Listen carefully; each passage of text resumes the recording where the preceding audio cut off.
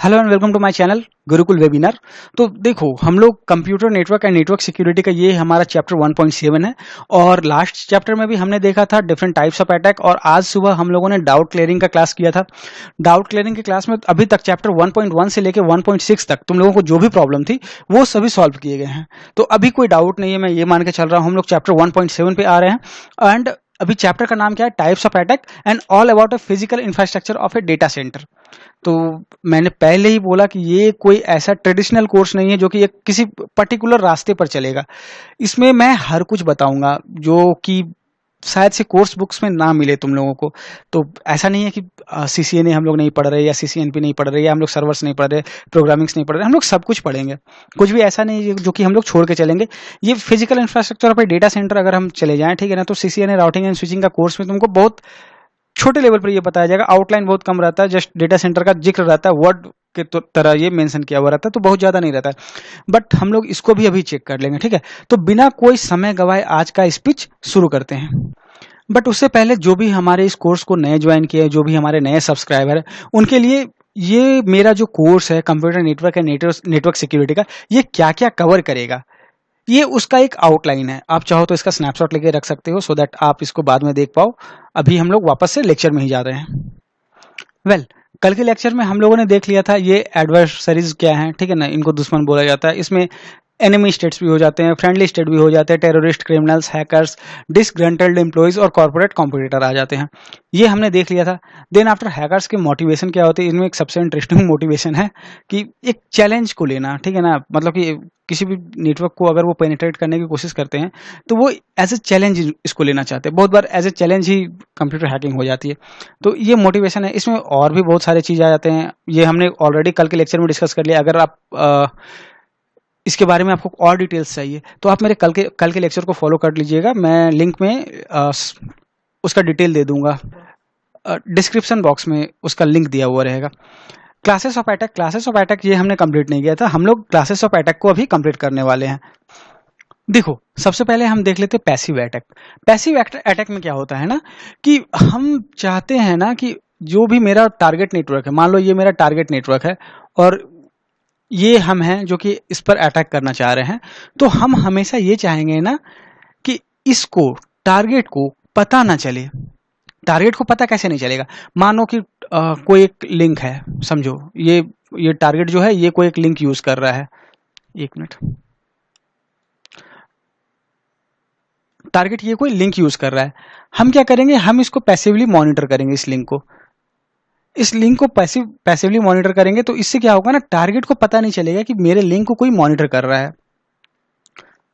और जो भी मेरे पास इंफॉर्मेशन आएगा, मान लो इनक्रिप्टेड है। इनक्रिप्टेड का क्या मतलब होता है? इनक्रिप्टेड का मतलब होता है कि कोई भी इंफॉर्मेशन को किसी दूसरे रूप में बदल देना। एक एग्जांपल, जस्ट एक एग्जांपल के थ्रू बता रहे हैं कि मान लो मेरे को लिखना है हेलो, समझो HELLO, एक सिंपल इंक्रिप्शन बता रहे हैं यहाँ पर, HELLO।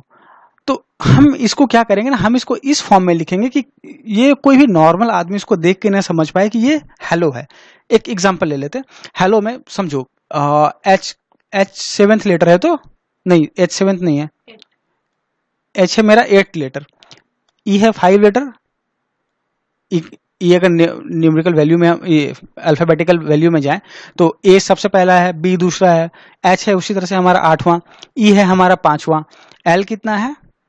एल का वैल्यू है 12। ठीक है, चलो ये हम MS पेंट पर आ गए, यहां पर समझाना ज्यादा अच्छा रहेगा। तो हम क्या लिख रहे थे? HELL और ओ हेलो। हेलो में H मेरा 8 पर आ गया, E मेरा 5 पर आ गया, और ये L जो है ना ये 12 पर है हमारा। ठीक है, L कितने पे है? 12 पे। और O कितने पे है? O 15 पे है। O का वैल्यू 15 होता है। तो हम करेंगे क्या ना, इसको थोड़ा सा चेंज कर देंगे।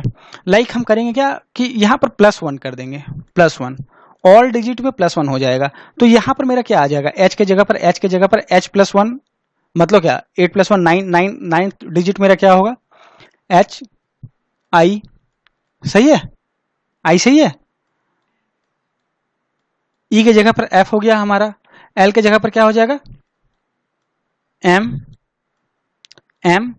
और ये जो O है हमारा, O के जगह पर P हो जाएगा। हो जाएगा। अभी जो सामने वाला जिसे मैं ये मैसेज दूंगा उसे मैं क्या बोलूंगा, उसे मैं बोलूंगा कि आप सिर्फ -1 कर लेना हर जगह पर, आप सिर्फ -1 कर लेना हर जगह पर, आपको मेरा मैसेज मिल जाएगा। इसको हम गुप्त कोड भी बोलते हैं। और इनक्रिप्शन इसी तरह से काम करता है, बट इनक्रिप्शन एक्चुअली में इससे काफी ज्यादा स्ट्रांग रहता है। ये तो एक मेरा जस्ट सिंपल सिंपल तरीके से मैंने ये इसको चेंज किया है, एक सिंपल तरीके से, ये काफी सिंपल हो गया। तो हमारा क्या हो गया, अभी IFMMP को देख के कोई भी नॉर्मल आदमी ये नहीं समझ पाएगा कि हम लिख क्या रहे हैं। किसी भी नॉर्मल आदमी को अगर मैं ये IFMMP लिख के भेजूंगा तो वो कभी नहीं समझ पाएगा कि मैं उसको हेलो लिख रहा हूँ। उसे लगेगा पता नहीं ये क्या उटपटांग सीरीज है वर्ड का, ठीक है ना। तो ये समझ में आ गया। अभी आते हैं, तो इसी तरह से कंप्यूटर में होता क्या है ना कि पैकेट्स जो भी होते हैं ना, पैकेट्स जो भी भेजे जाते हैं किसी भी यूजर को, वो एनक्रिप्टेड फॉर्म में होता है। वो नॉर्मल फॉर्म में बहुत बार नहीं होता है। नॉर्मली मतलब कि मोस्टली मान के चलो कि वो इनक्रिप्टेड होता है। तो इनक्रिप्टेड पैकेट्स को, जैसे कि मान लो कि अगर मॉनिटर कर रहा है कोई भी, अगर हमारा लिंक को मॉनिटर कर रहा है कि इस लिंक से क्या ट्रैफिक पार हो रहा है, तो उसको जो पैकेट्स मिलेगा वो इनक्रिप्टेड फॉर्म में रहेगा। उसको क्या करना पड़ेगा, उसको डिक्रिप्ट करना पड़ेगा।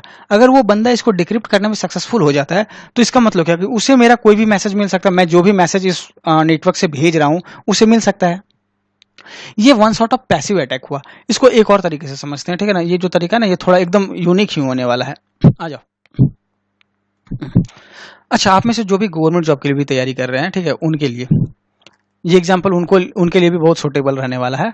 मान लो हम लोग ये पढ़ते हैं ना, जब भी मिसाइल्स वगैरह के बारे में पढ़ते हैं, तो आप देखोगे सरफेस टू एयर मिसाइल्स जितने होते हैं ना, वो 2 प्रकार के होते हैं, ठीक है। एक हो जाता है तुम्हारा active radar Sikar, active radar Sikar, और दूसरा जो होता है वो क्या हो जाता है, पैसिव रडार। ओके, इसका मतलब क्या होता है समझ रहे हो, नहीं समझ रहे हो ना। देखो क्या होता है, मान लो कोई एनिमी एयरक्राफ्ट आ रहा है, समझो।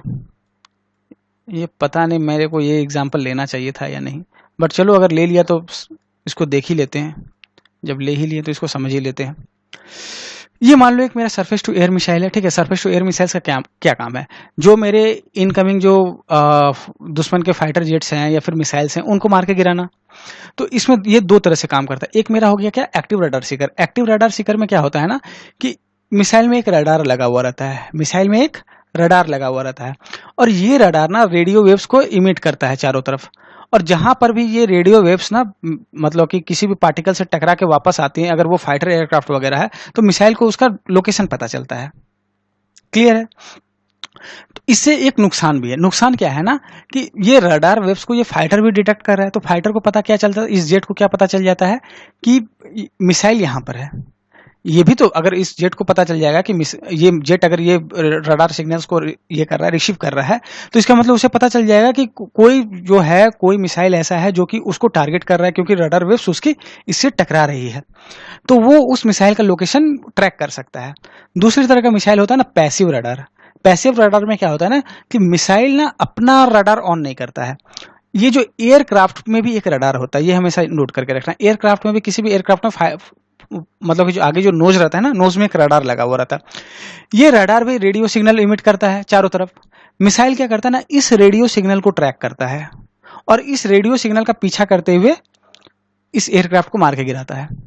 ठीक है, तो एक्टिव रडार सीकिंग और पैसिव, इसमें एक्टिव वर्ड और पैसिव वर्ड एक्चुअली में मुझे बताना था। ठीक है, इसमें क्या बताना था मुझे तुम लोगों को, एक्टिव वर्ड और पैसिव वर्ड का मतलब क्या है। पैसिव में क्या हुआ, पैसिव में हम जो तुम्हारे जो प्रॉब्लम्स थे, मतलब कि इस एयरक्राफ्ट की जो भी डिमेरिट्स इसको नहीं बोलेंगे, लेकिन इसकी जो वल्नरेबिलिटी थी, हम उसको यूज किए और हम अटैक किए इस पर। पैसिव में क्या हुआ, पैसिव में हम खुद सामने आए। पैसिव में यही हुआ ना, हमने अपना रडार अगर ऑन किया तो इसे पता चल रहा है कि ऐसा हुआ है। सॉरी, एक्टिव में, ठीक है, एक्टिव में अगर हमने अपना रडार ऑन किया है तो इसे पता चल रहा है कि कोई रडार, कोई कहीं से मेरे को रडार फ्रीक्वेंसी मिल रही है। इसमें एक्चुअली में इसमें सेंसर्स लगे हुए होते हैं कोई भी फाइटर एयरक्राफ्ट में ना, रडार सिग्नल को ट्रैक करने के लिए और रडार सिग्नल को डिटेक्ट करने के लिए सीकर्स लगे हुए रहते हैं। तो वो सीकर्स पता लगा लेते हैं कि कहीं से रडार वेव एक्चुअली में आ रही है। तो एक्टिव में क्या कि हम खुल के आए कि हाँ भैया अटैक हो रहा है, और पैसिव में क्या कि हम छुप के सिर्फ आपको सेंस कर रहे हैं। टारगेट दोनों में हमको आपको ही टारगेट करना है, दोनों में हमको इस एयरक्राफ्ट को ही टारगेट करना है। बट एक्टिव के केस में क्या हो रहा है कि हम खुल के सामने आए, सामने वाले को पता चल रहा है, अगर हम वो चलो मेरे बारे में नहीं भी जान रहा है, ठीक है ना, लेकिन उसे ये पता चल रहा है कि नहीं मेरे ऊपर अटैक हो रहा है, ये पता चल रहा है। लेकिन पैसिव के केस में क्या हुआ, पैसिव के केस में इसे हमने कुछ जानने ही नहीं दिया। हम इसके जो फॉल्ट थे ना, और इसमें जो लूप होल्स थे, हम उसका पीछा करते हुए आगे बढ़े हैं। तो ये समझ में आ गया, ठीक है। अभी आते हैं फिर से लेक्चर पर। तो देखो पैसिव में क्या आ गया, पैसिव में मेरा आ गया traffic analysis, monitoring of unprotected communication, जो कम्युनिकेशन अनप्रोटेक्टेड है, मान लो एक वाईफाई ही हो गया, ठीक है ना, चलो एक एग्जांपल हम लेते हैं, ठीक है ना। एक मान लो वाईफाई मेरा एक्सेस पॉइंट है, क्लियर है, एक वाईफाई एक्सेस पॉइंट है। एक्सेस पॉइंट क्या है, तुम्हारा जो सेलफोन है ना, बहुत बार देखते हो ना तुम हॉटस्पॉट ऑन करते हो, हॉटस्पॉट एक एक्सेस पॉइंट की तरह काम करता है। मोबाइल में हॉटस्पॉट ऑन करते हैं ना, तो किसी दूसरे को कनेक्टिविटी देने के लिए, तो वो क्या है, वो मेरा हॉटस्पॉट की तरह, ये एक्सेस पॉइंट की तरह काम करता है, ठीक है। तो एक्सेस पॉइंट से तुम्हारे जो भी डिवाइसेस कनेक्टेड हैं, ये मान लो ये मेरा एक सेलफोन कनेक्टेड है, यहाँ पर एक सेलफोन कनेक्टेड है। अभी ये सेलफोन और ये सेलफोन के बीच में कोई भी कम्युनिकेशन अगर हो रहा है, मान लो इस वायरलेस सिग्नल को लेके या इस एक्सेस पॉइंट को लेके अगर कम्युनिकेशन हो रहा है, तो ये तो ओपन है, क्योंकि वायरलेस सिग्नल तो बहुत दूर तक ट्रेवल करता है मेरा, ये वायरलेस सिग्नल तो बहुत दूर तक ट्रेवल करता है ना। इसने अगर कुछ भेजा तो वो सिग्नल यहाँ तक पहुंचेगा, यहाँ तक पहुंचेगा और इधर यहाँ तक पहुंचेगा। बीच में ये जो डिवाइस है ये बोलेगा अच्छा ये सिग्नल मेरे लिए है, तो ये इसको रिसीव कर लेगा। बट सिग्नल जो है वो तो बहुत दूर तक गया हुआ है ना। तो कोई अगर मान लो उसको ये सिग्नल्स को डिक्रिप्ट कर सकता है, तो वो मेरे मैसेज को ले सकता है ना वापस, वो मेरे मैसेज को रिसीव कर सकता है। अगर मान लो नहीं समझे, चलो कोई ना, इसको एक काम करते हैं, इसको भी चलो डायग्राम पे ही जाते हैं। देखो ये मेरा कोई वायरलेस क्या है, एक्सेस पॉइंट है, ठीक है। और दो डिवाइस यहां पर हैं, ये मान लो एक सेलफोन है और यहां पर है एक टैबलेट। इसको कुछ फाइल भेजना है इसको, या फिर मान लो वाइस वर्सा भी ट्रू है, इसको कुछ फाइल भेजना है इसको। और ये लोग मान लो कि एक्सेस पॉइंट को यूज कर ले, वायरलेस कनेक्शन को यूज कर रहे, कोई सॉफ्टवेयर वगैरह यूज करते हुए ये वायरलेस कनेक्शन के थ्रू ये ट्रांसमिट कर रहे हैं डेटा को। ये समझ में आ रहा है।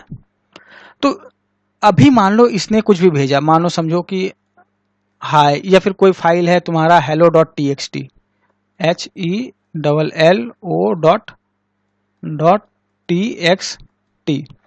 इसने ये फाइल भेजा hello.txt। यार एक मिनट, तो देखो ये मान लो hello.txt है, ये hello.txt किसे भेजना है, ये hello.txt इस मोबाइल को भेजना है इस पे। तो जब हम कोई भी सिग्नल को वायरलेस पर भेजते हैं या फिर कोई एक्सेस पॉइंट वाईफाई के थ्रू हम भेजते हैं, तो ये सिग्नल तो काफी दूर तक ट्रेवल करेगा। ऐसा तो नहीं है कि ये सिग्नल सिर्फ यहीं इसी डिवाइस पर आके खत्म हो जाएगा। सिग्नल है तो सिग्नल मतलब काफी दूर तक ट्रेवल करेगा, जितने दूर वाईफाई का रेंज है उतने दूर ये सिग्नल पहुंचेगा, ठीक है ना। तो अभी मान लो कि यहाँ पर भी कोई एक यूजर है, वो इस नेटवर्क को जस्ट क्या कर रहा है, ये नेटवर्क को मॉनिटर कर रहा है, इस नेटवर्क को मॉनिटर कर रहा है, मॉनिटरिंग में रखा हुआ है इस नेटवर्क को, और उसे ये सिग्नल मिलता है। ऑल्दो ये सिग्नल इनक्रिप्टेड फॉर्म में है, लेकिन अगर वो इसको डिक्रिप्ट करने में सक्सेसफुल रहता है, तो इसका क्या मतलब है कि मैसेज तो इसको मिला, इस टैब को मैसेज तो मिला, बट वो मैसेज मेरा ये जो यूजर है इसको भी मिल गया। इसने पता लगा लिया कि ये मैसेज क्या है। मान लो ये hello.txt में मैंने कुछ पासवर्ड रखे थे, ठीक है, और वो पासवर्ड मैंने सेंड किए थे इसको। तो इसका क्या मतलब हो गया, अगर hello.txt ये एक्सेस कर सकता है तो वो मेरा पासवर्ड भी ले सकता है। क्लियर है ना। तो इसमें क्या हुआ कि इस बंदे को पता भी नहीं चलेगा, ये जो मोबाइल यूजर है ना, इसे पता भी नहीं चलेगा, क्योंकि देखो जब भी कोई भी वायरलेस नेटवर्क है तो ये सिंपल सा बात है, कोई वायरलेस नेटवर्क बहुत दूर तक ट्रेवल करता है, ये हमें पता है। और ये इस बंदे को पता कैसे चलेगा कि कोई और बंदा उसके मतलब कि उसके ये जो hello.txt है, ठीक है ना, उसको रिसीव कर रहा है या उसको डिक्रिप्ट कर चुका है, उसे ये समझ में भी नहीं आएगा, उसे ये कुछ पता नहीं चलेगा यहाँ पर। तो इस तरह का अटैक जो हुआ ना, ये हो गया क्या, हमारा पैसिव अटैक। समझ में आया ये बोला। अभी देखो एक्टिव अटैक में क्या है ना, एक्टिव अटैक में सामने वाले को पता चलता है कि कुछ प्रॉब्लम हुआ है, मे बी वो आइडेंटिफाई ना कर पाए प्रॉब्लम को, बट ये समझ में आ जाता है कि एक अटैक हुआ है। अभी मान लो कोई वायरस अटैक होता है या कोई तुम्हारा ट्रोजन हॉर्स का अटैक हुआ है, उससे सिस्टम का परफॉर्मेंस काफी डिग्रेड करता है। और वो डिग्रेडेशन ना ये बताता है कि अटैक हुआ है, या फिर बहुत बार एंटीवायरस वगैरह भी ये डिटेक्ट कर सकता है, या नेटवर्क के जो फायरवॉल हैं वो डिटेक्ट कर सकते हैं। लाइक जैसे कि डॉस अटैक हुआ, कल डॉस अटैक का हम लोग बात किए थे ना। तो डॉस अटैक में क्या होता है हमारा, ठीक है ना, कि मेरा जो मान लो ये ऑर्गेनाइजेशन का क्या है, मेरा राउटर ये कनेक्टेड है, मेरे क्या इंटरनेट से कनेक्टेड है, ये मेरा पब्लिक नेटवर्क से कनेक्टेड है। तो कहीं कोई मान लो कि रशिया में बैठा हुआ यूजर या फिर कोई यूक्रेन में बैठा हुआ यूजर, वो क्या करेगा, वो इस इंटरनेट को यूज करके मेरे नेटवर्क पर मासिव अमाउंट ऑफ पैकेट भेजना शुरू कर देगा। तो मेरा राउटर ना इन्हीं पैकेट्स को प्रोसेस करता रह जाएगा, और मेरा जो ये लिंक है वो यूटिलाइजेशन के लायक नहीं रहेगा। तो इससे क्या हुआ, ये अटैक तो हुआ, और सबसे बड़ा बात कि मुझे पता भी चला कि यहाँ अटैक हुआ है। मुझे इसको काउंटर करने में कितना समय लगेगा वो अलग बात है, बट मुझे पता तो चला ना कि इस केस में अटैक हुआ है। तो इसको बोलते हैं क्या हम, एक्टिव अटैक। ये समझ में आ गया एक्टिव अटैक भी। नेक्स्ट हो गया क्लोज इन। क्लोज इन में क्या होता है, क्लोज इन में हम जो फैसिलिटी होती है, कोई भी मान लो नेटवर्क फैसिलिटी है, डेटा सेंटर है या फिर सर्वर रूम कुछ भी है, ठीक है ना, हम वहां पर फिजिकली जाते हैं, छुप के जाएं या जैसे भी जाएं, हम वहां पर फिजिकली गए और वहां से डेटा चुरा लिया हमने। ये हो गया हमारा क्या, क्लोज इन अटैक। डेटा चुरा लिया या सिस्टम्स को बंद कर दिया, या फिर सिस्टम हैंग हो गया, उस मतलब प्रोसेसिंग में इंटरप्शन किया हमने, ठीक है ना, या फिर कोई ऐसा पोर्ट खोल दिया जिससे इंफॉर्मेशन किसी और को मिलने में प्रॉब्लम हो। इस तरह के जो भी काम हुए, ये सभी हो गया हमारा क्या, क्लोज इन।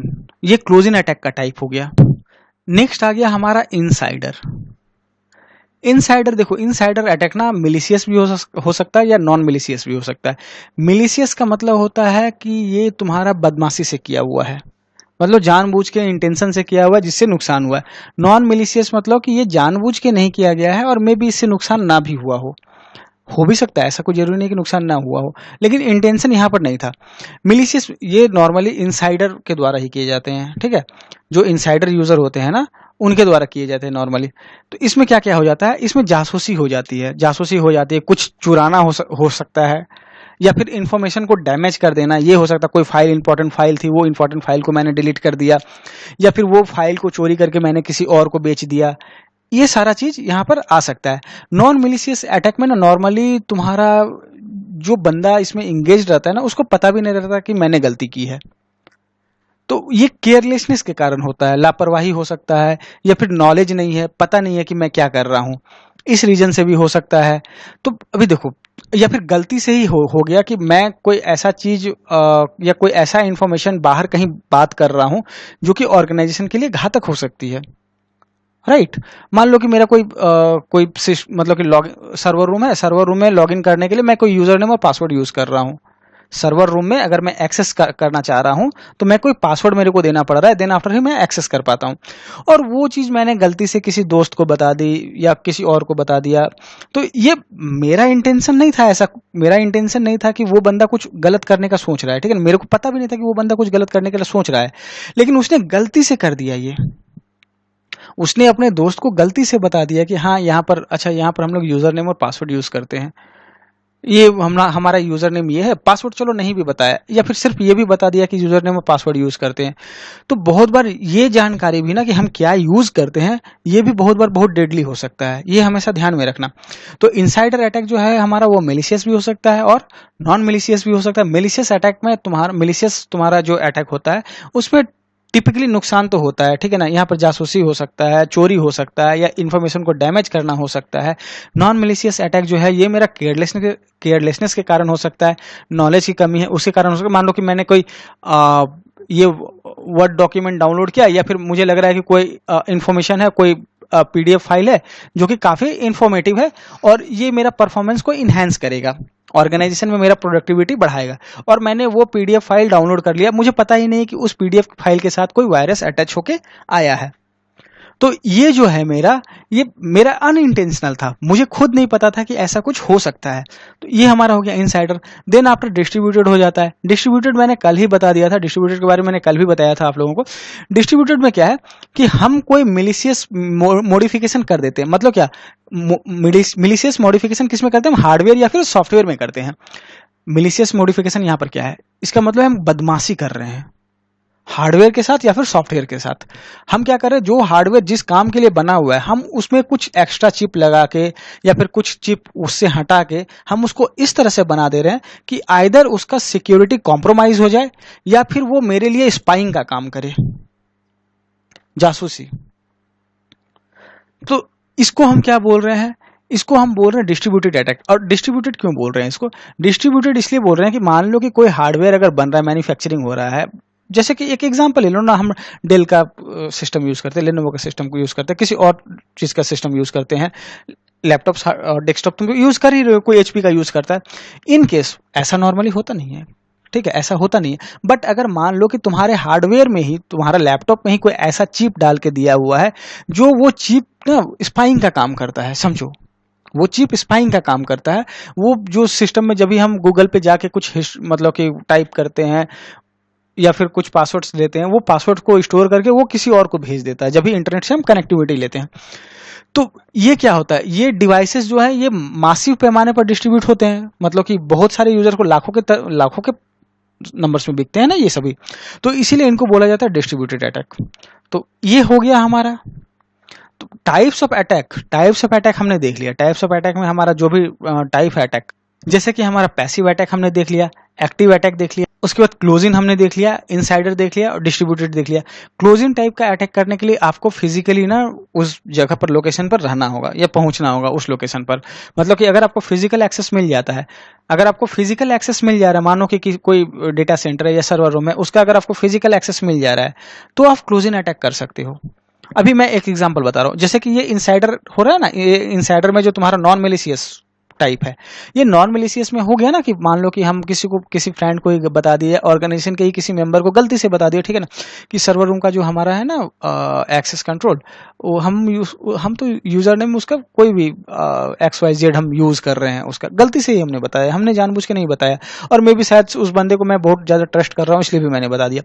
अभी उस रीजन से मान लो वो बंदा अगर सर्वर रूम में घुस जाता है किसी मतलब कि कोई गलत इंटेंशन के साथ, तो उसको हम क्या बोलेंगे, वो हो गया क्लोजिंग, ठीक है, क्योंकि उस बंदे ने फैसिलिटी की एक्सेस ले ली है।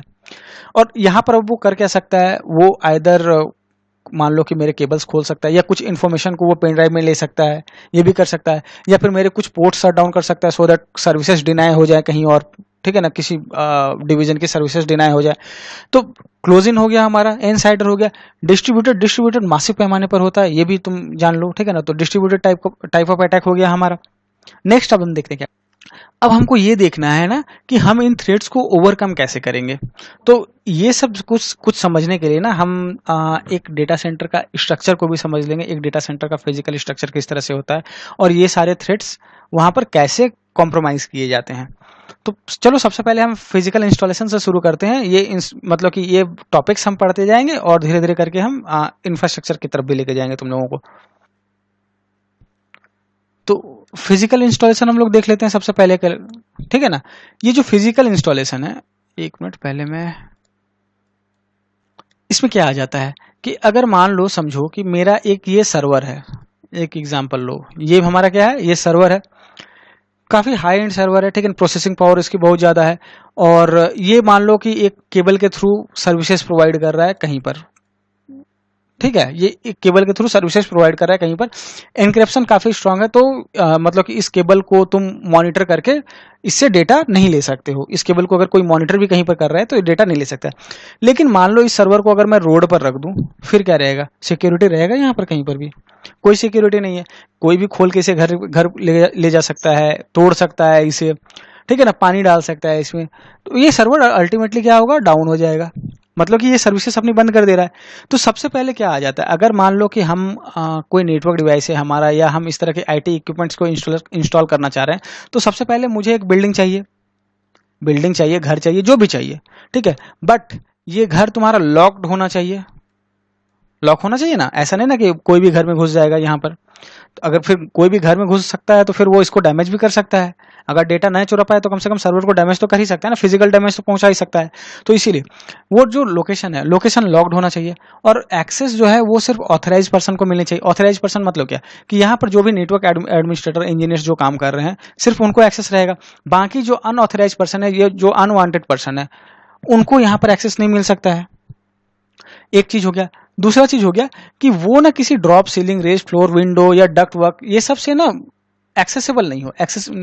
इसका क्या मतलब है तुमको बता दे रहे हैं कि ऐसा नहीं होना चाहिए कि मान लो कि ये मेरा डेटा, ये मेरा बिल्डिंग है, बिल्डिंग में मान लो ये मेरा डेटा सेंटर है, ठीक है। बहुत सारे फ्लोर होते हैं, एक बिल्डिंग मतलब क्या, बहुत सारे फ्लोर है, बहुत सारा ये है।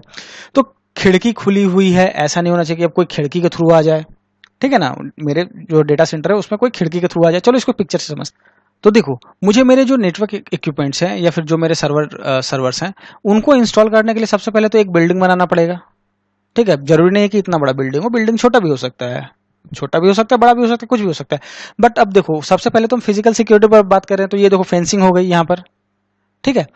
अगला चीज मान लो कि यहाँ पर मेरे सर्वर्स होस्टेड हैं, समझो इस बिल्डिंग में इस जगह पर मेरे सर्वर्स होस्टेड हैं। तो ऐसा नहीं होना चाहिए ना कि इस खिड़की के थ्रू कोई भी बंदा सर्वर रूम में एक्सेस ले ले, ये नहीं होना चाहिए। मेरे बोलने का तभी मतलब यही था कि, या फिर कोई मान लो कि यहाँ पर छज्जा जैसा निकला हुआ है, ठीक है। तो ये मान लो कि यहाँ पर कोई छज्जा जैसा निकला हुआ है, तो यहाँ पर चलो भले सिक्योरिटी है, ठीक है ना, यहाँ पर सामने तरफ सिक्योरिटी गाइज वगैरह हैं, बट यहाँ से कोई खिड़की से इस छज्जे पर उतर के इस खिड़की से अंदर चला गया। बोलने का मतलब ये था, जब भी तुम डेटा सेंटर कोई भी बनाते हो तो तुमको डिजाइनिंग में बहुत ध्यान देना पड़ता है कि कोई फिजिकल कनेक्टिविटी, कोई फिजिकल मतलब कि एक्सेस उसका ना हो पाए। अभी देखो, अगला चीज हो जाता है डक्ट।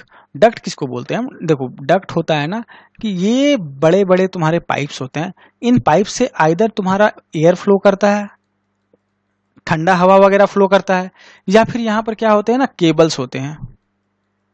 केबल्स होते हैं डेटा सेंटर में, सिंस बहुत सारा केबल्स यूज होता है, तो इनके जो डक्ट होते हैं ना वो काफी बड़े बड़े डक्ट होते हैं, छोटे डक्ट नहीं होते, बड़े डक्ट होते हैं बहुत बार। तो ये डक्ट भी ऐसे नहीं होने चाहिए कि वहां से उस डक्ट से कोई आदमी ही घुस के, मान लो कि ये मान लो कि ये डक्ट ना हवा को ले जाता है या फिर केबल्स को, कुछ को भी ले जाता है, और ये डक्ट कहां पर आके खुल रहा है? ये डक्ट खुल रहा है मेरे डेटा सेंटर में, ठीक है। अगर ये हवा को लेके जा रहा है, ठंडा हवा लेके जा रहा है, समझो कि ये अगर ठंडा हवा लेके जा रहा है ये डक्ट, ठीक है। तो ये डेटा सेंटर में ये डक्ट घुस रहा है किस लिए? ठंडा हवा देने के लिए, इसीलिए ना घुस रहा है कि ये ठंडा हवा दे। एक्चुअली में नॉर्मली डेटा सेंटर में ठंडा हवा जो है ना वो ये ऊपर से नहीं आता है, नीचे से आता है, बट फिर भी हम जस्ट समझाने के लिए तुमको बता रहे हैं, या केबल्स के लिए है या एयर के लिए, कुछ के लिए भी है। तो ये डेटा सेंटर में खुल रहा है। अगर मान लो ठीक है तुम्हारा खिड़की वगैरह यहाँ पर नहीं है, या फिर कोई और रेज फ्लोरिंग या कोई छज्जा वगैरह ऐसा कुछ निकला हुआ नहीं है, गेट पे भी सिक्योरिटी है, लेकिन डक्ट तुम्हारा इस तरह का है कि यहाँ से कोई आदमी भी अंदर आ सकता है डेटा सेंटर में, तो फिर तुम्हारी सिक्योरिटी कॉम्प्रोमाइज हो गई ना, क्योंकि वो बंदा अगर डेटा सेंटर के अंदर आ गया तो वो कुछ भी कर सकता है। तो देख लिया हमने कि रूम लॉक होना चाहिए। अगला चीज क्या है कि कोई ड्रॉप सीलिंग या रेज फ्लोर इस तरह का नहीं होना चाहिए, कोई विंडो वगैरह से एक्सेस नहीं होना चाहिए। नेक्स्ट क्या हो जाता है हमारा कि इलेक्ट्रॉनिक एक्सेस कंट्रोल यूज करना है। इलेक्ट्रॉनिक एक्सेस कंट्रोल में फिंगरप्रिंट आ गया, एक्सेस कार्ड आ गया, इस तरह की चीजें आ गई। मतलब क्या कि तुम बिना फिंगरप्रिंट दिए डेटा सेंटर के अंदर घुस नहीं सकते हो, और फिंगरप्रिंट उसी का एक्सेप्ट होगा जो कि वहां पर ऑथराइज है, सभी का फिंगरप्रिंट वहां पर एक्सेप्ट होगा नहीं। तो डोर में इलेक्ट्रॉनिक लॉक रहेगा। सिक्योरिटी, फिजिकल सिक्योरिटी गार्ड है वो अलग बात है, इसके अलावा भी डोर में तुम्हारा इलेक्ट्रॉनिक सिक्योरिटी रहेगा, लाइक फिंगरप्रिंट हो सकता है, एक्सेस कंट्रोल हो सकता है। और उसके बाद क्या, जितने भी एंट्री अटेम्प्ट होते हैं वो लॉग्ड होने चाहिए। लॉग होने का क्या मतलब है कि उसको तुमको सेव रखना है। मान लो कि एक बंदे ने तुम्हारा डेटा सेंटर में एंट्री किया, फिंगरप्रिंट मशीन में उसने फिंगर डाला और वो एंटर किया, तो वो मेरा एक डेटाबेस रहेगा, उसमें एंट्री रहेगा, ठीक है ना, कि ये बंदा इस समय में डेटा सेंटर में घुसा था। फिर वो जब भी निकलेगा, तो जब भी निकलेगा उस समय का भी एक लॉग रहेगा कि ये इस समय निकला, ताकि क्या कि बाद में हमें ये पता चल सके कि जिस पर्टिकुलर टाइम में कोई इंसिडेंट हुआ, अगर मान लो कोई इंसिडेंट हुआ तो उस समय में डेटा सेंटर में कौन था या कौन गया था और क्या करने के लिए गया था। तो ये सभी चीजें लॉग होनी चाहिए। इसके अलावा फिर सिक्योरिटी कैमरास तो होने ही चाहिए, ठीक है। और सिक्योरिटी कैमरा को मॉनिटर करने के लिए सिक्योरिटी प्रोफेशनल भी होने चाहिए, सिक्योरिटी पर्सनल्स वगैरह होने चाहिए, जो कि इन सिक्योरिटी कैमरा को 24/7 मॉनिटरिंग कर सके, और ऑटोमेटिक रिकॉर्डिंग तो होनी ही चाहिए। ये हो गया मेरा डेटा सेंटर का जो फिजिकल थ्रेट है ना, फिजिकल थ्रेट को हैंडल करने के लिए ये सारी चीजें हमें चाहिए ही चाहिए, ठीक है। नेक्स्ट हम आ जाते हैं इन्वायरमेंटल थ्रेट। इन्वायरमेंटल थ्रेट में क्या हो गया ना कि टेम्परेचर एक्सट्रीम, टेम्परेचर बहुत ज्यादा गर्म हो जा रहा है, या बहुत ज्यादा ठंडा हो जा रहा है, या फिर बरसात के दिन में नमी बहुत हो जाती है, ठीक है। तो वो नमी अगर हो गई है, तो इस तरह की चीजों को हैंडल करने के लिए वहां पर इक्विपमेंट लगे हुए होने चाहिए। तो इन्वायरमेंटल थ्रेट में हम लोग थे। इसमें क्या है कि रूम में हमारा ना देखो टेम्परेचर सेंसर भी लगा होना चाहिए और ह्यूमिडिटी सेंसर भी लगा होना चाहिए, और दोनों सेंसर्स ना अलार्म से जुड़े हुए होने चाहिए। अगर टेम्परेचर देखो एक नॉर्मल डेटा सेंटर में ना तुम्हारा 18 डिग्री सेल्सियस से 22 डिग्री सेल्सियस के बीच में टेम्परेचर कहीं पर रहता है, 18 से 22 के बीच में टेम्परेचर कहीं पर रहता है, 18 डिग्री सेल्सियस से 22 डिग्री सेल्सियस के बीच में।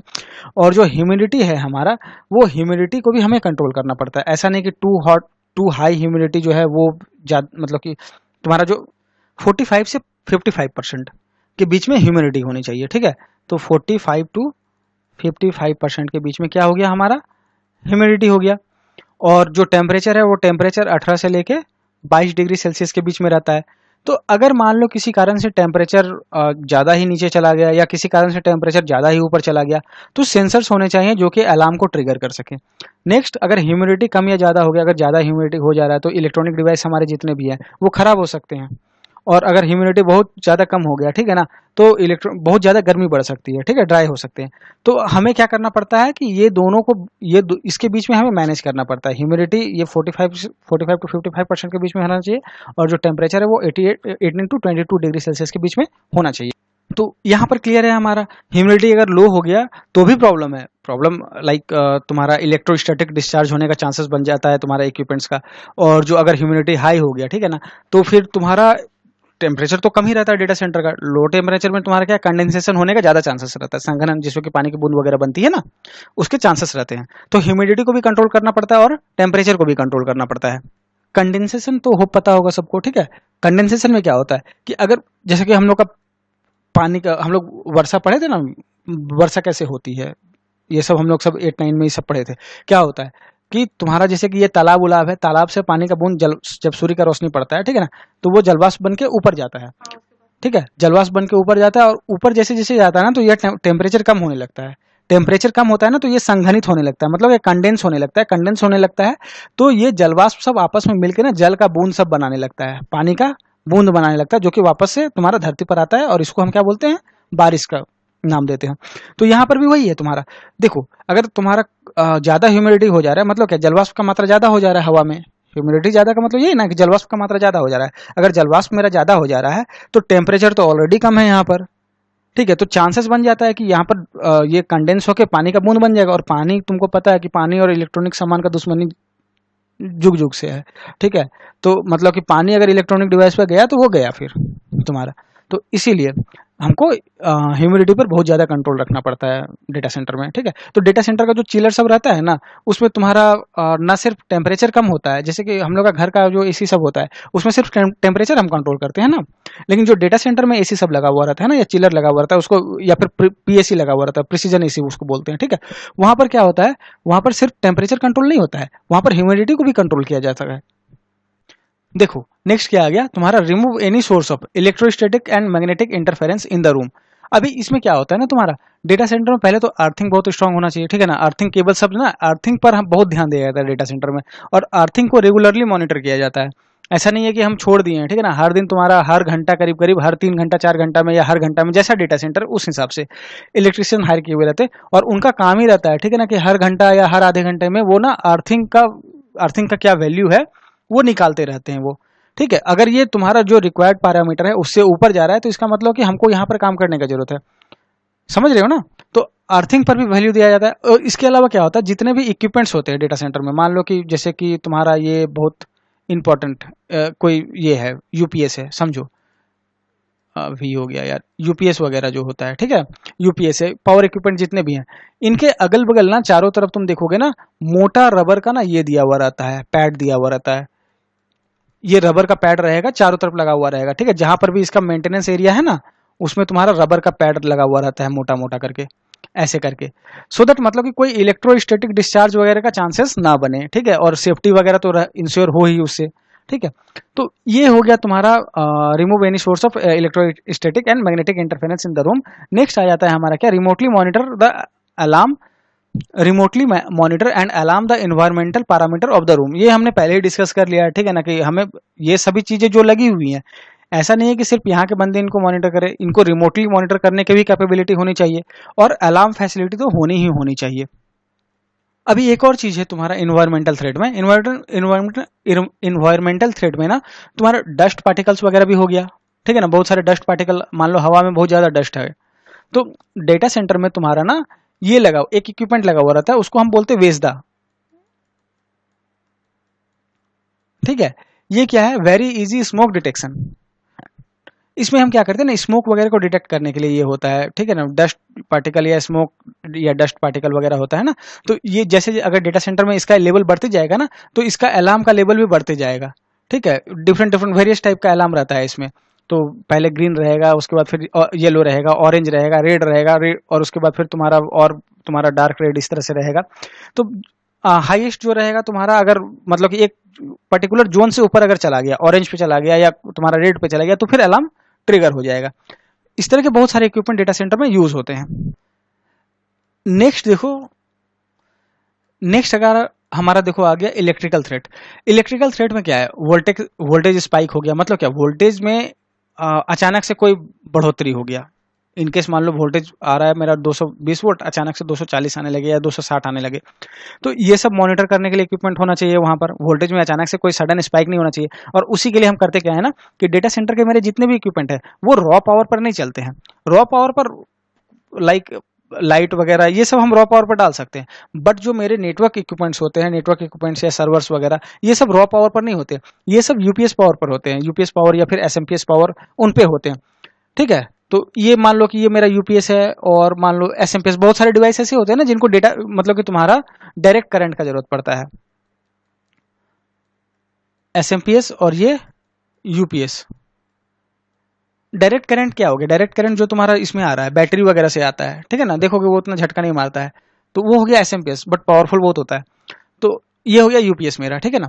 तो डेटा सेंटर में जो भी इक्विपमेंट होते हैं ना, उनको कभी भी ये मान लो तुम्हारा पावर स्टेशन से पावर आया, ठीक है ना, तुम्हारा पावर ग्रिड होते हुए, पावर ग्रिड, ये पावर ग्रिड है, पावर ग्रिड होते हुए, ठीक है ना, ये तुम्हारा ट्रांसफार्मर में आया, और ट्रांसफार्मर से तुम्हारा घर में आया, ठीक है, या फिर मेरा जो भी पावर एक तरह से बोल दो इलेक्ट्रिकल रूम बोले, ठीक है ना, इलेक्ट्रिकल रूम में आया। तो इस इलेक्ट्रिकल रूम से डायरेक्ट पावर को कभी भी नेटवर्क इक्विपमेंट में प्लग नहीं किया जाता है। हम करते क्या है कि इसका जो पावर है वो जाएगा यूपीएस में, और यूपीएस से पावर निकल के जाता है मेरे सर्वर्स पर, या फिर सर्वर रैक पे पावर जाता है वो। ठीक है, यहाँ पर ध्यान में दे देना। अगर मान लो ये तुम्हारा जो भी पावर स्टेशन है, पावर स्टेशन से हमारा ग्रिड में आया, ग्रिड से हमारा मान लो ट्रांसफार्मर, लोकल ट्रांसफार्मर जो है, लोकल ट्रांसफार्मर में आया, लोकल ट्रांसफार्मर से हमारा कहाँ आया पावर, यहाँ जो हमारा ये बना हुआ रहेगा, एक डेटा सेंटर में बना हुआ रहेगा हमारा इलेक्ट्रिकल रूम।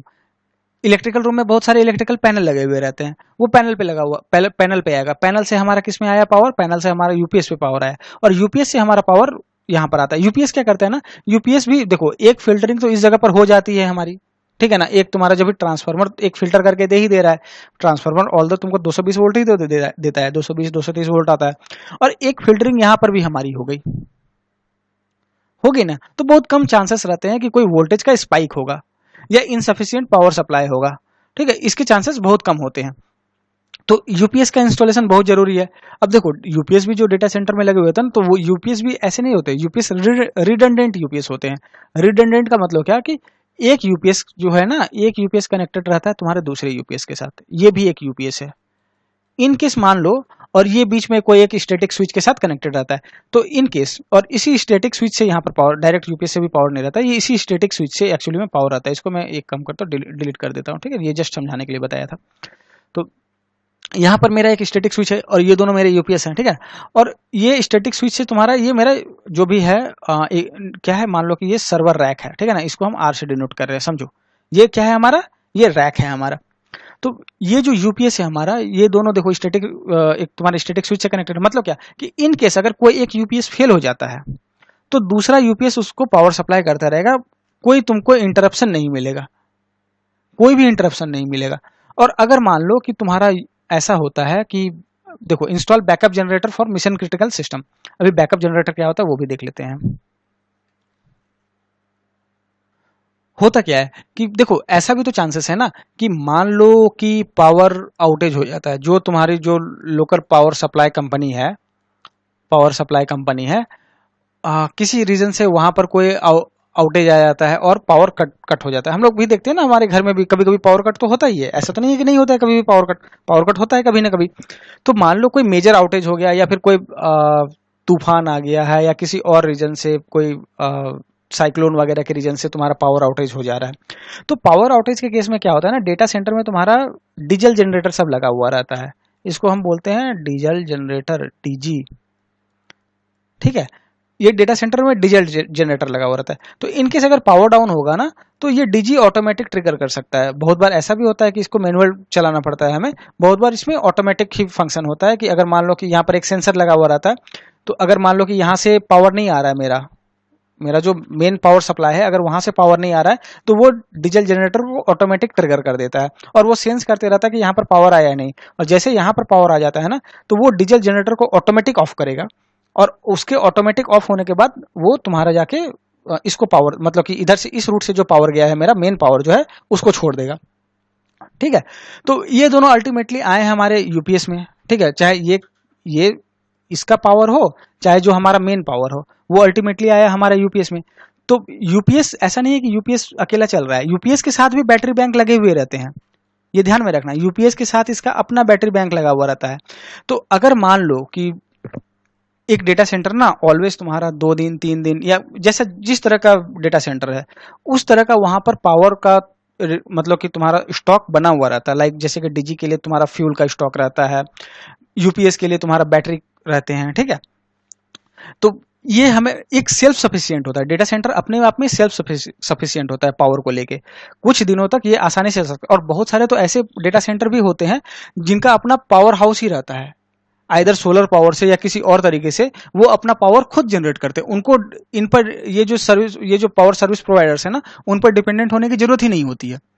तो यहाँ पर क्या हो गया हमारा, ये जो डीजल जनरेटर है, ये डीजल जनरेटर से हुआ, या फिर हमारा जो लोकल ये जो हो गया मेन पावर सप्लाई हो गया, मेन पावर सप्लाई से हमारा कनेक्शन कहाँ आ गया, यूपीएस पे आ गया, और यूपीएस से हमारा कनेक्शन किस पे आ गया, सर्वर्स वगैरह पे आ गया। तो हम देखो यहाँ पर बैकअप जनरेटर भी इंस्टॉल कर रहे हैं मिशन क्रिटिकल सप्लाईज के लिए, राइट। अभी देखो ऐसा होता है हमारा डेटा सेंटर, देख रहे हो ना, इस तरह से रैक्स लगे हुए रहते हैं, और ये जो नीचे तुम जो देख रहे हो ना, इसको बोला जाता है फॉल्स फ्लोरिंग। मतलब ये तुम्हारा रियल फ्लोर नहीं है, ये फॉल्स फ्लोर है, और इसके 1 फीट या 2 फीट नीचे ना रियल फ्लोर रहता है। और इसके बीच और फॉल्स फ्लोरिंग के बीच में होता क्या है, केबल्स गए हुए हैं, तुम्हारा जो कूलिंग के लिए जो पाइप्स होते हैं वो गए हुए हैं। इसके अलावा बहुत सारे इक्विपमेंट होते हैं, रोडेंट रिपेलेंट वगैरह लगे हुए रहते हैं चूहों वगैरह को भगाने के लिए। देन आफ्टर तुम्हारे वेजदा होते हैं, स्मोक डिटेक्टर होते हैं, फायर डिटेक्टर होते हैं, तो बहुत सारे चीज लगे हुए रहते हैं इसके नीचे में। इसको हम बोल देते कि इसको हम क्या बोले, फॉल्स फ्लोरिंग। और ऊपर जो लगा हुआ है, ऊपर जो देख रही हो ना, ये भी एक्चुअली में रियल फ्लोर नहीं, ये भी रियल सीलिंग नहीं है, इसको भी बोलते हैं फॉल्स सीलिंग।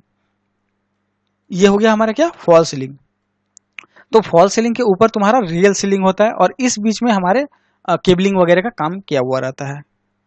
ये हो गया हमारा डेटा सेंटर। देखो यहाँ पर ये जस्ट दिखाने के लिए मैं लाया हूं, ये देखो इस तरह से हम एक्सेस करते हैं सिस्टम्स को, ठीक है। ये हमारे रैक्स हो गए, रैक्स में तुम्हारे सिस्टम लगे हुए रहते हैं। देखो देख रहे हो, डिफरेंट डिफरेंट रैक्स हैं, ये रैक्स में तुम्हारे सिस्टम लगे हुए रहते हैं जिनको हम एक्सेस कर सकते हैं यहाँ पर से। और जो ऑथराइज पर्सन है उन्हीं को सिर्फ परमिशन मिलता है यहाँ तक पहुंचने का, बाकी सभी को नहीं मिलता है। ये देखो ये एक छोटा सर्वर रूम है, देख रहे हो ना, ये एक छोटा सा सर्वर रूम है, इसको डेटा सेंटर भी तुम बोल सकते हो। देखो यहाँ पर भी रैक्स लगे हुए हैं उसी तरह से। और हाँ, जो बहुत बार होता क्या है ना कि डेटा सेंटर में रखने के बाद भी कुछ कुछ इक्विपमेंट ऐसे होते हैं या कुछ कुछ कस्टमर्स ऐसे होते हैं जो एक्स्ट्रा प्रोटेक्शन मांगते हैं। उनके लिए देखो इस तरह से रहता है, उनके लिए इस तरह से केज बने हुए रहते हैं, देख रहे हो ना, ये केज बना हुआ है। और ये केज में ना जिनका रैक लगा हुआ है, मान लो कि डेटा सेंटर तो बहुत सारे कस्टमर का डिवाइसेस को भी होस्ट भी करता है। अगर मान लो कुछ कस्टमर्स चाह रहे हैं, बोल रहे कि नहीं आप ओपन में नहीं रखोगे इस तरह से हमारा इक्विपमेंट, हमको केज में चाहिए मेरे इक्विपमेंट, सो दैट कि मेरे एम्प्लॉय ही इसको एक्सेस कर पाए, कोई और इसको एक्सेस नहीं कर पाए। तो केज के बाहर एक तुम्हारा इलेक्ट्रॉनिक लॉक लगा हुआ रहेगा, यहाँ पर यहाँ नहीं दिखाई दे रहा है, उस तरफ में कहीं लगा हुआ होगा। तो इलेक्ट्रॉनिक लॉक लगा हुआ रहेगा, और उस लॉक में परमिशन सिर्फ उस कंपनी के आदमियों को रहेगा और किसी को नहीं रहेगा। तो ये एक एक्स्ट्रा फीचर हो गया, एक्स्ट्रा सिक्योरिटी ऐड हो गया। ये तो बता ही दिए कि एक देखो लो लोकल डेटा सेंटर का एक इसी तरह का आर्किटेक्चर रहता है। ये देखो फिजिकल पैरामीटर रहता है, देन आफ्टर बिल्डिंग रहता है। बिल्डिंग में कहीं दूसरी जगह पर डेटा सेंटर होता है, लेकिन हमें ये इंश्योर करना पड़ता है उस डेटा सेंटर में किसी तरह से एक्सेस ना हो, विंडो के थ्रू या किसी और तरीके के थ्रू, डक्ट के थ्रू या किसी और तरीके के थ्रू।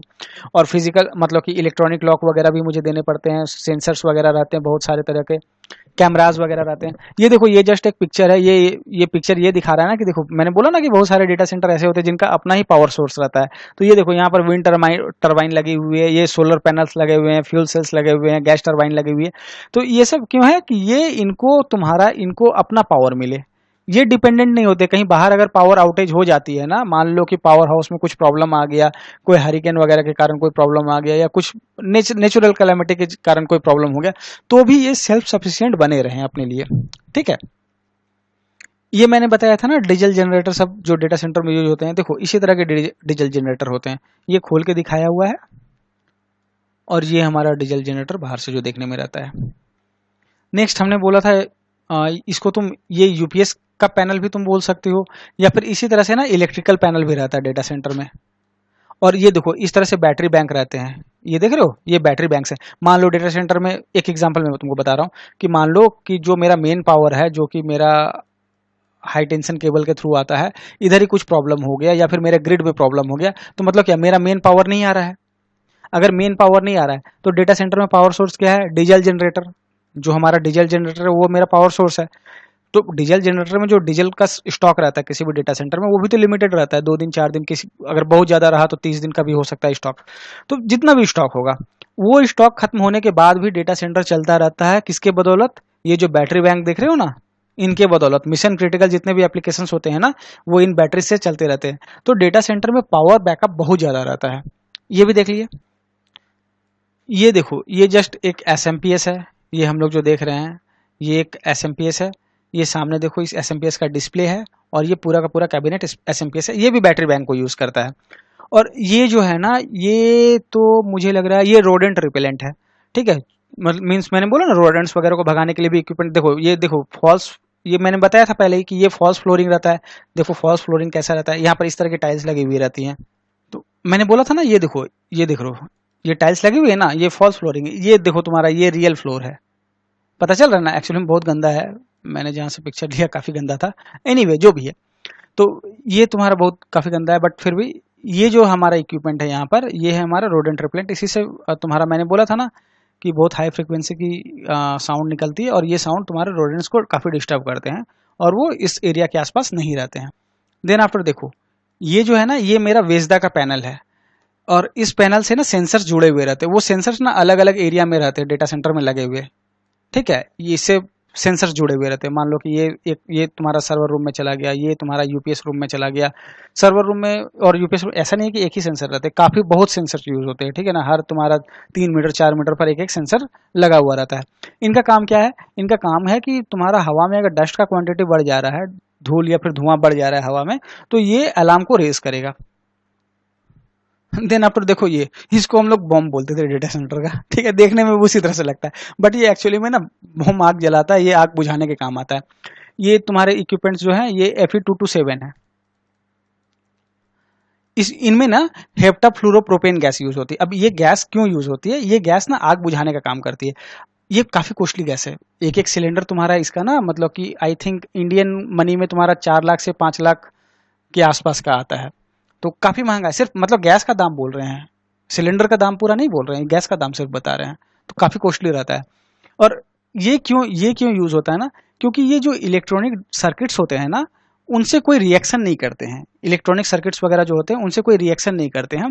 तो आग जब बुझती है ना, तो जो हमारे इलेक्ट्रॉनिक डिवाइसेस होते हैं ना, वो सेफ रहते हैं, उनमें कोई नुकसान नहीं होता है। ये एक ऑटोमेटिक कनेक्टर के थ्रू जुड़ा हुआ रहता है। तो अगर मान लो कि मेरा जो फायर अलार्म पैनल है, fire alarm panel fire detect करता है, तो ये गैस ना ऑटोमेटिक रिलीज कर जाती है। इस तरह के देखो, इस तरह के पाइपलाइंस लगे हुए रहते हैं डेटा सेंटर में, देख रहे हो ना, ये पाइपलाइन लगे हुए। ये देखो ये तुम्हारा रैक है ना, ये रैक के ऊपर मान लो एक इसका नोजल लगा हुआ रहेगा।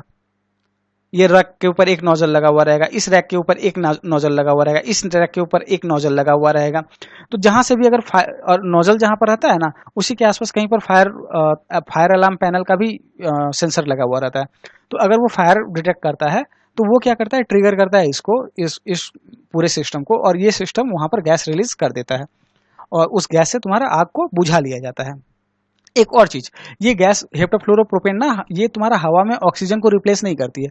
तो इसका क्या मतलब है, इसका मतलब है कि इनकेस अगर कोई डेटा सेंटर में काम कर रहा है उस समय में जब भी रिलीज हो गया गैस, क्योंकि गैस रिलीज तो कोई वार्निंग के साथ होती नहीं है, ठीक है, अगर आग लगा है तो वो गैस रिलीज हो जाती है विद इन 5 to 10, बहुत बार तो 5 सेकंड में सेटिंग करके रखा हुआ रहता है, ठीक है, 5 सेकंड 10 सेकंड इस तरह से सेटिंग करके रखा हुआ रहता है। क्योंकि देखो इक्विपमेंट्स जो भी लगे हुए रहते हैं वो काफी कॉस्टली इक्विपमेंट लगे हुए रहते हैं, जो कि हमारे कस्टमर इस भरोसे पर देते हैं कि हम लोग उसको सेफ करके रखेंगे। तो अगर मान लो कि हम आग लगी है और उसके बाद हम रिलीज नहीं कर रहे हैं गैस, या फिर टाइमर बहुत लंबा रख दे और डिवाइस अगर जल जा रहा है, फिर फायदा क्या है हमारा। तो अगर मान लो यहाँ पर कोई काम कर रहा है तो ये गैस उसको कोई नुकसान नहीं पहुंचाएगी। ऑल्दो ये हमेशा सजेस्ट किया जाता है कि अगर गैस रिलीज हो रहा है तो आप निकल जाओ उस एरिया से, ठीक है, बट फिर भी अगर आप गैस को इनहेल कर ले रहे हो तो आपको कोई मेजर नुकसान नहीं होगा। तो ये सब रीजन है कुछ कुछ, सो दैट कि ये गैस हम यूज करते हैं।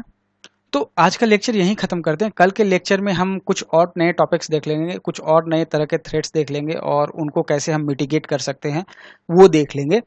तो तो thanks for watching the video. अगर आपको मेरा वीडियो अच्छा लगा तो प्लीज़ वीडियो को लाइक कर लें, शेयर करें और सब्सक्राइब कर लें। मेरे चैनल का नाम है गुरुकुल वेबिनार, ये आपको सामने में ही नजर आ रहा है चैनल का नाम मेरा।